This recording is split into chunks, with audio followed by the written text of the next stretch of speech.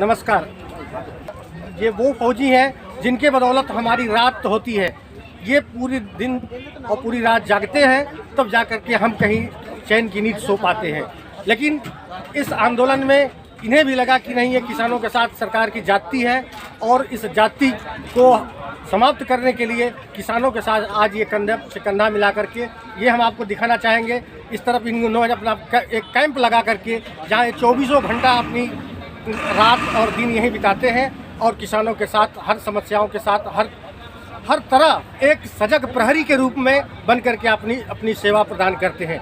आइए ऐसे ही कुछ जो फौजी रिटायर्ड किसान हैं उनसे हम बात करते हैं। मैं मणिदेव चतुर्वेदी बीएसएफ रिटायर्ड हूँ और मैं बनारस से आया हूँ। और मैं आपने कहा सजग प्रहरी, तो मैं कहना चाहता हूँ अटल निगाहें प्रबल इरादे फौलादी अरमान है, अब बनकर खड़ा ढाल देश की जिसका जवान और किसान नाम है।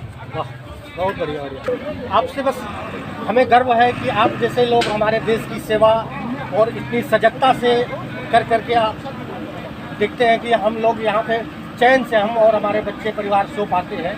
और कितनी बाधाएं हैं चारों तरफ देश की सीमाओं के आए दिन। तो आज यहाँ पे खड़े हैं, आज आप आए हैं किसानों के बीच में। आप किस मुद्दे से और किस हौसले से किसानों को हौसला अफजाई करने आए हैं? हम आए, जो आप सवाल के आए क्यों, तो इसलिए हम आए हैं कि एक जवान भी तो किसान का बेटा है। जब उसका बाप आज रोड पे है, उसका बेटा क्यों नहीं आएगा? स्वाभाविक रूप से आएगा। तो हम उसकी आज यहाँ पे कारपोरेट बनाम पेट की लड़ाई है, उस लड़ाई को लड़ने के लिए आए हैं। पहले लड़े थे गोरों से, अब लड़ेंगे चोरों से। अब आए हैं जो आंतरिक में जो चीज़ें हैं, जो जनहित का मुद्दा है, सर्वजन सुखाय का मुद्दा है, उसके साथ हमें आज हमारा बाप यहाँ रोड पे है, तब उसको यहाँ पे मजबूती प्रदान कर रहे हैं। आज कोर्ट का फैसला चल रहा है, अभी भी चल रहा है। कोर्ट ने आज केंद्र सरकार को फटकार लगाई है कि इतने दिनों से इतनी शहादत किसान की हो गई सीमाओं पे, लेकिन सरकार अभी तक कोई फैसला नहीं ले पाई। तो क्या लगता है कि सरकार और कोर्ट के बीच में ये मिली भगत चल रही कि अगर इस तरीके की बातें कर दी जाए तो कुछ किसानों के बीच में कुछ सांत्वना जाएगी, जिससे किसानों का उग्र तेवर ढीला पड़ जाएगा? मैं आभार प्रकट करना चाहूँगा माननीय सुप्रीम कोर्ट का, जिसमें उन्होंने अभी कहा है कि इस बिल को होल्ड किया जाए। अगर आप नहीं करते तो हम करेंगे। अब निश्चित रूप से टकराहट सरकार और न्यायपालिका के बीच है। अगर इसमें सर्वोपरि कौन है, अपने कौन दिखाता है, और न्यायपालिका ने अपना पहल शुरू कर दिया है। सरकार को निश्चित रूप से इस बिल को वापस करना चाहिए। होल्ड नहीं, वो तो होल्ड कर रही है, उसका अधिकार क्षेत्र है। वापस करके नए तरीके से सबसे बातचीत करके संसद में बहस करके दोनों सदनों से बहस करा के इसको फिर लाए, कोई दिक्कत नहीं है। तो अब यहाँ बात न्यायपालिका और सरकार विधायिका के बीच है। दोनों पालिकाओं के बीच से रजामंदी से बात हो, किसानों के बीच से बात हो और एक उचित कानून बने तो जाके किसानों के लिए होगा, वो भी निरस्त होगा ये कानून, तभी किसान मान्य है। क्योंकि जब ये कानून लाए गए थे तो ऐसी क्या जरूरत पड़ेगी, आपके चैनल के माध्यम से पूछना चाहता हूँ कि ऐसी क्या जरूरत है कि आधी रात को आपात जो अध्यादेश होता है सरकार को अधिकार क्षेत्र में है, लेकिन किन किन परिस्थितियों और स्थितियों में अध्यादेश लाया जाता है वो बताएं। आधी रात क्या जरूरत थी? ऐसे कौन से आंकड़े सरकार के पास है कि किसानों से पूछा गया, संबंधित विभागों से पूछा गया, तमाम बुद्धियों से पूछा गया, जो वैज्ञानिक है कृषि वैज्ञानिकों उनसे पूछा गया, सलाह ली गई किसी यहाँ तक कि संसद में भी बहस नहीं हुआ, प्रश्नकाल स्थगित कर दिया गया, शीतकालीन स्थगित कर दिया गया। तो ऐसी क्या विपदा पड़ी थी? निश्चित रूप से इस पर प्रश्न चिन्ह उठना स्वाभाविक है, जो पूरा देश आज इस आंदोलन के माध्यम से खड़ा कर रहा है, वाजिब है। आप कहाँ से हैं? सुबेदार मेजर जयप्रकाश मिश्रा, बाराबंकी।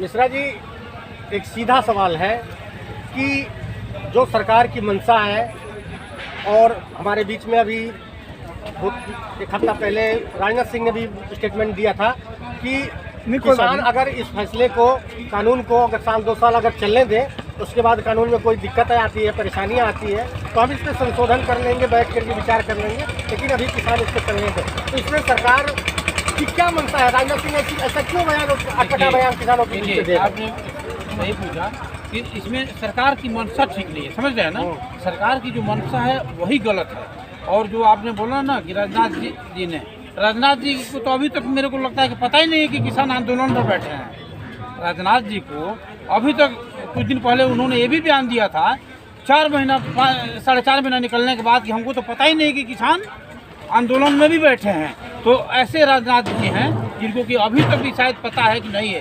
दूसरी बात उन्होंने बोला है कि हम ये कहते हैं कि 1 साल 2 साल इसको चलने दीजिए, उसके बाद से अच्छा है बुरा है उसको निकाल दीजिए। और मैं ये बता रहा हूँ राजनाथ जी को कि राजनाथ जी 2 साल और आप मान जाइए और 2024 में आप अपने मैनिफेस्टो में रखिए कि ये हम 2024 में हम इस बिल को लाएंगे।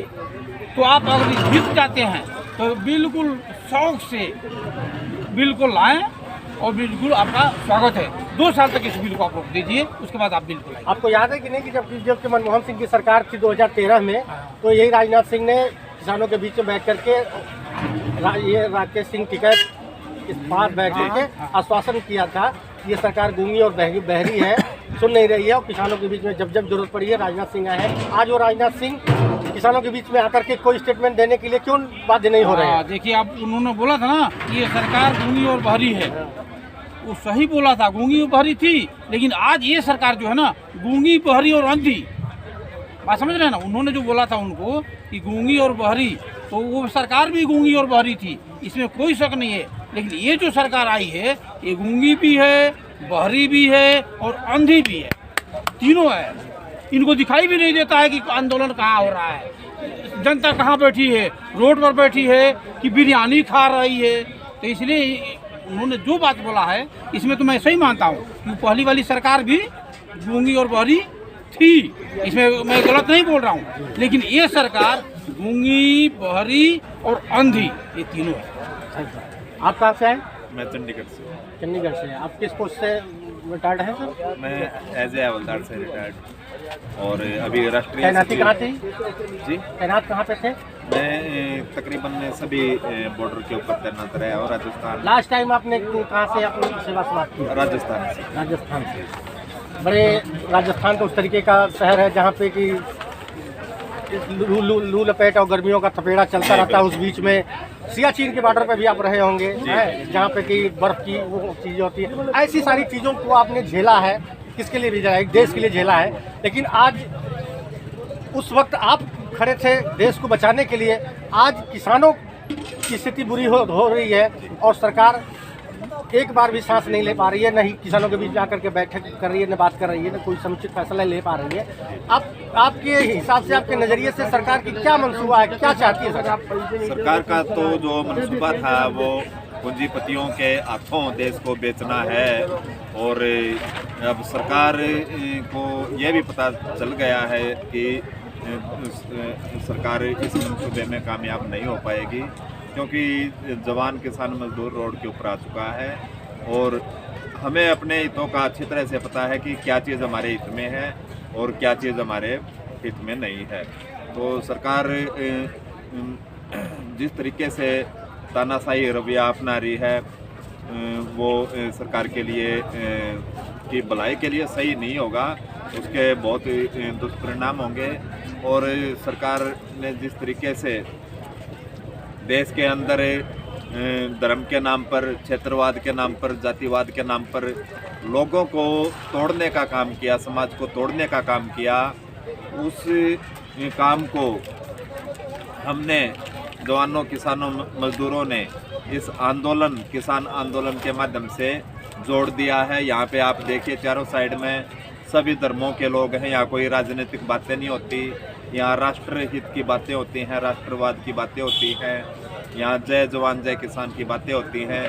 और आने वाला समय अभी जय जवान जय किसान का ही रहेगा, वही तय करेगा देश के अंदर नए परिवर्तन को, नई दिशा को।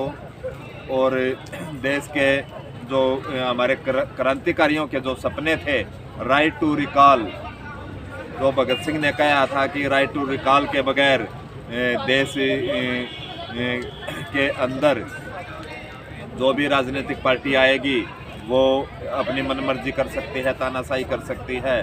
तो इस कानून की ज़रूरत पड़ेगी। तो आने वाले टाइम में अभी ये यहाँ से इसका आगाज़ हो चुका है। राइट टू रिकॉल हर आदमी की जुबान के ऊपर है और इसको अभी व्यवस्था के अंदर लाया जाएगा, कानून बनाया जाएगा। जय जवान जय किसान, जैसा कि आपने बताया कि जय जवान जय किसान, ये बहुत हम लोगों को बचपन से ही पढ़ाया जाता है, आपने भी पढ़ा होगा।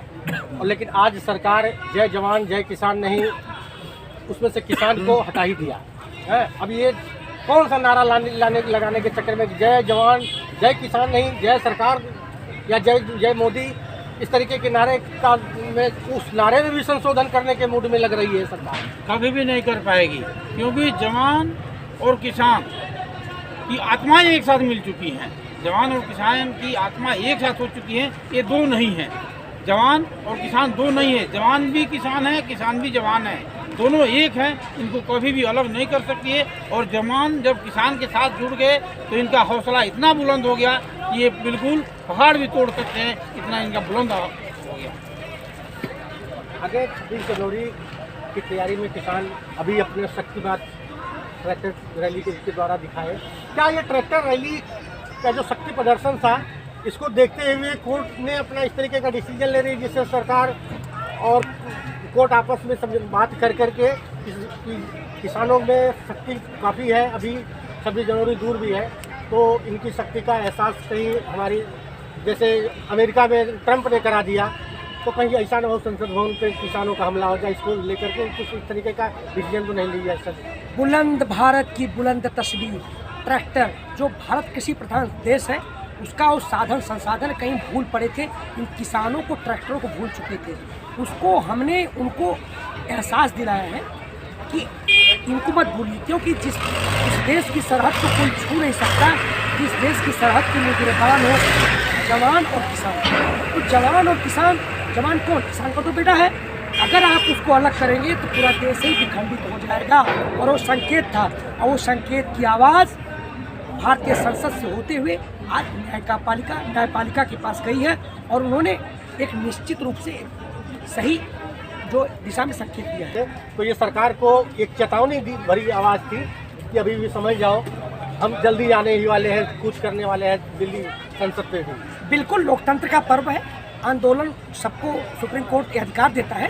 तो जिसके पास जो यंत्र है, अगर सरकार के पास सारे विमान है तो विमान से प्रदर्शन करती है, और किसान के पास क्या ट्रैक्टर है, वो ट्रैक्टर से गगनभेदी आवाज़ पूरी दुनिया को दिखाया कि ये किसानों की आवाज़ है, और हमने उसको दर्शाया।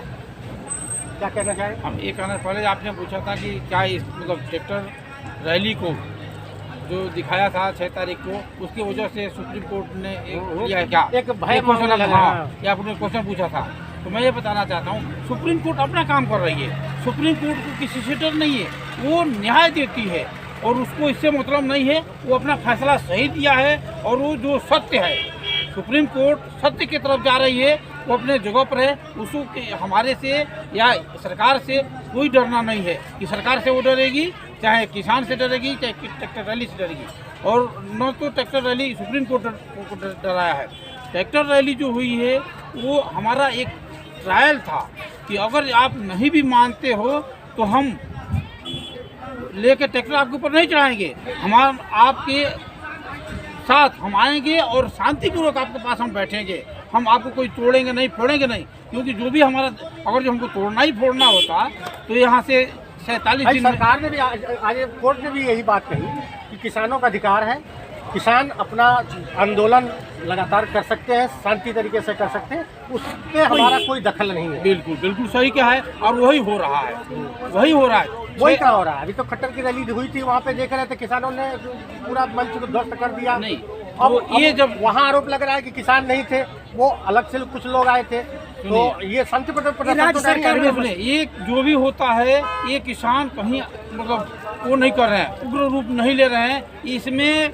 उन्हीं का तंत्र घुस जाता है। क्या कहना चाहते हैं कि ये उसमें किसान इन्वॉल्व नहीं थे, उस विध्वंसक कार्रवाई जो हाँ, हुई है, उनके आदमी होते हैं, और सिर्फ किसान को बदनाम करने के लिए कि किसान ने जो है कि अहिंसा का रूप ले लिया, मतलब हिंसा का रूप ले लिया, अहिंसा को छोड़ दिया, हिंसा को मतलब अपना लिया, ये दिखाने के लिए, जबकि ये किसान ऐसा नहीं करते हैं, ये उन्हीं के आदमी करते हैं। हमें ये आभास हो रहा है कि जैसे हमारे सामने जल सेना, वायु सेना और थल सेना के तीनों सेनाएं हमारे पास बैठी हैं सामने, और हम उनके साथ बैठ करके अपनी बातें कर रहे हैं। हमें बड़ा गर्व हो रहा है।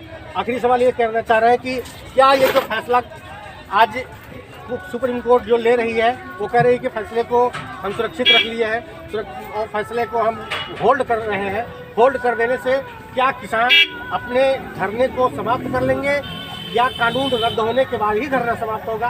क्या कहना चाहिए? बिल्कुल, एक कानून रद्द होने के बाद ही सुप्रीम कोर्ट न्यायपालिका का जो अधिकार क्षेत्र में होल्ड कर सकती है, कानून बना नहीं सकती है। कानून संसद बनाता है, तो उन्होंने उसको दे दिया कि अब कानून बनाइए। तो जब तक हमारा ये कानून संसद से नहीं निरस्त होगा, नहीं ये किसान हटने वाला नहीं, जाने वाला नहीं है, और सत्य परेशान हो सकता है, पराजित नहीं, लहरों से डरकर नौका पार नहीं होती, कोशिश करने वालों की हार नहीं होती। बहुत बहुत धन्यवाद आप तीनों लोगों का हमारे साथ बैठे और इतनी लंबी बातें हुई किसान मुद्दे पे। और ये हमारे भारत के रिटायर्ड सैनिक हैं जिनसे हमारी पूरी लंबी बात हुई, और उनका भी यही कहना है कि अभी लास्ट में आप चतुर्वेदी जी ने यही एक शेर सुनाई कि पंखों से नहीं उड़ान भरी जाती, हौसलों से उड़ान भरी जाती है। तो इनके पास हौसला है, इन्होंने सरकार की नौकरी भी की है और ऐसे ऐसे सुगम जगहों पर इन्होंने ड्यूटी भी की है, और आज ये किसानों के बीच में आकर के हम किसानों का हौसला अफजाई कर रहे हैं और किसानों की बात सरकार तक पहुंचाने की कोशिश कर रहे हैं, और उन्हें एक साहस दे रहे हैं ताकि किसान अपनी मार्ग पे, अपने फैसले पे रहे। जब तक सरकार अपने फैसले को, अपने कानून को वापस नहीं कर लेती है, तब तक हम किसानों के साथ यूं ही बैठे रहेंगे, इसी कैंप में बैठे रहेंगे। और आगे का जो भी होगा, 26 जनवरी भी आने वाली है, हमारा भी झंडा, हमारा भी परेड यहीं से चालू होगी। अभी तक हमने राजपथ में परेड की थी, आज किसानों के बीच से परेड करूंगा। 26 जनवरी का दिल्ली के लिए मार्च करूंगा यहीं से। बहुत बहुत धन्यवाद, नमस्कार। जय जवान, जय किसान।